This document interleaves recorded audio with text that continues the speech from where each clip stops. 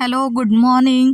या काट्याकुट्यांमध्ये जाऊन फुल तोडण्यामध्ये वेगळीच मजा आहे. मला अजिबात अनसेफ फील होत नाही, कारण देवासाठी असतं ते. पण आजकाल या शस्त्रामुळे सेफला सेफ वाटेन असं झालंय. पण तो लोड मी घेत नाही. मला मात्र वेगळाच लोड आहे. कांदा चिरताना नेहमी कचा कांदा काढणं का आठवतं कळत नाही. एवढं गौतमी पाटील आणि तिचा फिटनेस आठवून सुद्धा क्लोरेस्ट्रॉलची पर्वा न करत मी भसाभस तेलाची बाटली रिकामी केली. पण म्हटलं जाऊ दे, आता क्लोरेस्ट्रॉलला बॅलन्स करण्यासाठी प्रोटीनचा तरी विचार करू. पण मला सांगा, विचार तरी कोणाकोणाचा आणि कसला कसला करायचा. लोकांच्या ड्राय रिप्लायला मी तेल लावलं आणि स्वतःच्या ड्राय स्किनला भरपूर मॉइश्चरायझर फासून बाहेर पडले. आणि या कबुतरांना बघून वाटलं काय मस्त लाईफ आहे यांचं. नुसतं खाका खायचं आणि बाल्कनीमध्ये जाऊन रंगरंगोटी करायची. यांना पेंटर म्हणूनच घेतलं पाहिजे.